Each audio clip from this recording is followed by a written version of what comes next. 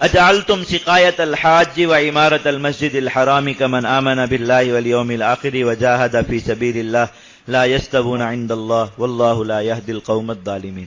یہ ہمارے مباحث جہاد میں ایک خاص بحث، اور سورہ نساء میں بھی اس سلسلے میں 2 آیات تھی. میں نے قصداً وہاں انہیں ترک کیا کہ سورۃ التوبہ میں جو آیات ہیں یہ اس بارے میں زیادہ واضح ہیں، تو ان کے ساتھ ملا کر ان کا مطلب اور ترجمہ بیان کیا جائے. سورہ نساء میں آیات ہیں لا یستوی القاعدون من المؤمنین غیر اولی الضرر والمجاہدون فی سبیل اللہ باموالہم وانفسہم فضل اللہ المجاہدین باموالہم وانفسہم علی القاعدین درجہ.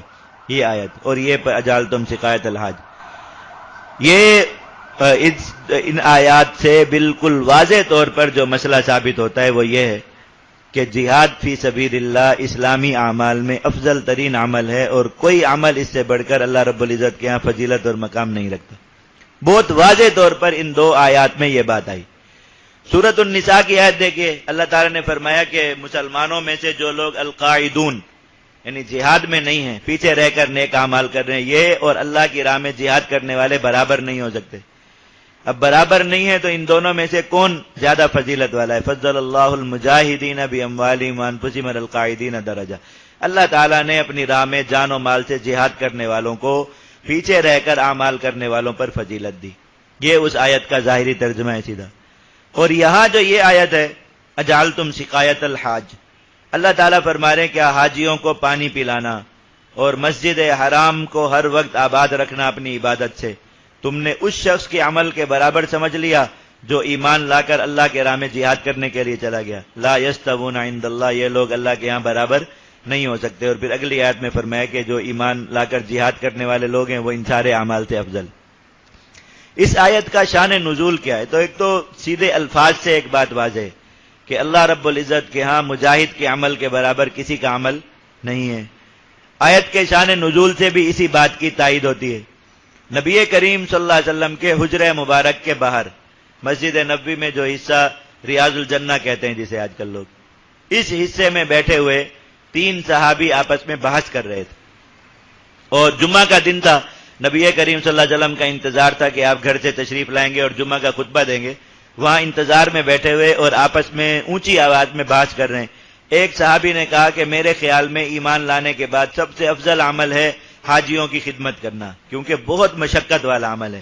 تو آج اللہ کے نبی صلی اللہ علیہ وسلم تشریف لائیں گے، میں ان سے اجازت طلب کروں گا کہ مجھے بس رخصت دے دی جائے، میں اپنا گھر بار چھوڑ کے وہاں چلا جاتا ہوں اور سال بھر وہاں حاجیوں کی خدمت کا سامان جمع کیا کروں، اور حج کے موسم میں جب حجاج وہاں آئے تو ان کی خدمت کیا کروں. میرے خیال میں کوئی بھی مسلمان اپنے کسی عمل کے ذریعے مجھ سے آگے نہیں بڑھ سکے گا.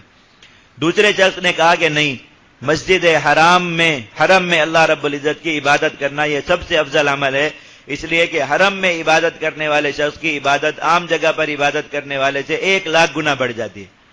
تو دنیا میں کہیں بھی کوئی عبادت کرنے والا شخص اس کی برابری نہیں کر سکتا. تو میں یہ چاہتا ہوں، میری خواہش یہ ہے کہ میں بس سب کچھ چھوڑ چھاڑ کے اللہ تعالیٰ کے حرم میں جا کے مقیم ہو جاؤں اور بس وہاں دن رات اللہ تعالیٰ کی عبادت کیا کروں، یہ سب سے افضل عمل ہو. اور تیسرے صحابی کہہ رہے تھے کہ نہیں، جہاد فی سبیل اللہ سب سے افضل عمل ہے. اب یہ آپس میں ایک دوسرے پر دلائل کی بوچھاڑ کر رہے ہیں، وہ اپنے حق میں دلیل دے رہے ہیں، وہ اپنے حق میں دلیل دے رہے ہیں. حضرت سیدنا عمر رضی اللہ تعالیٰ عنہ آئے، ان کو ڈانٹ کے چپ کرایا، کہا یہ ایسا مسئلہ ہی نہیں جسے تم اپنی عقل سے حل کر سکو. کون سا عمل فضیلت والا ہے، کون سا کم ہے، کون سا زیادہ ہے، یہ فیصلہ اللہ اور اس کے رسول سنا سکتے ہیں، تم نہیں کر سکتے. اس لیے اس میں بحث نہ کرو، حضور کا انتظار کرو، جب آپ تشریف لائیں گے تو ان سے پوچھ لینا. تو یہ خاموش ہو گئے.